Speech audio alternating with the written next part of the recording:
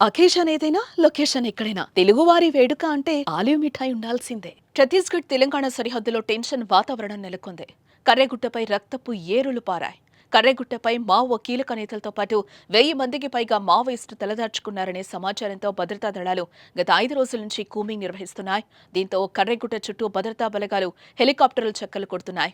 హెలికాప్టర్లతో గుట్టపైన rocket లాంచర్స్తో మెరుపు దాడులు చేస్తున్నట్లుగా సమాచారం.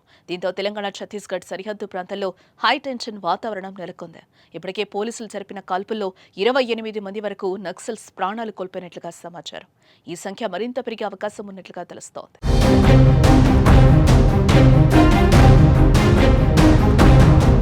మరోపక్క ఇప్పటికే కర్రెగుట్టల్లో భారీ కూంబింగ్ ఆపరేషన్ కొనసాగుతోంది. 12,000 మంది పోలీసు బలగాలు చుట్టుముట్టాయి. చుట్టూ 140 కిలోమీటర్ల పరిధిలో సాయుధ బలగాలు మోహరించారు. కర్రెగుట్టలను జల్లెడపడుతూ బలగాలు ముందుకు కదులుతున్నాయి. దీంతో ఏ క్షణంలోనైనా మరోసారి ఎన్కౌంటర్ జరిగే అవకాశం ఉండటంతో స్థానికులు భయాందోళనకు గురవుతున్నారు.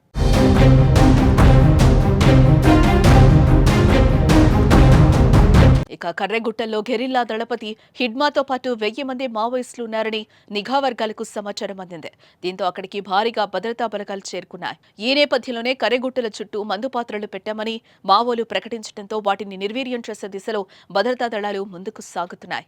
మరోవైపు హెలికాప్టర్లు, డ్రోన్ల సాయంతో దాడులు చేసేందుకు సిద్ధమయ్యాయి. హెలికాప్టర్లు, డ్రోన్లతో పాటు రోప్ల సాయంతో కర్రెగుట్టలపైకి చేరుకుంటున్నాయి పోలీస్ బలగాలు.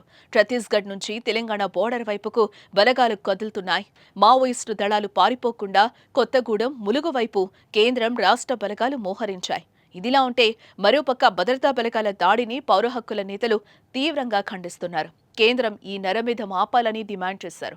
కేంద్ర ప్రభుత్వం వెంటనే స్పందించి కాల్పులు ఆపాలని విజ్ఞప్తి చేసింది. మావోయిస్టులు శాంతి చర్చలకు పిలుపునిచ్చినా కూడా ఏకపక్ష కాల్పులు జరపడం సరికాదని అంటున్నారు.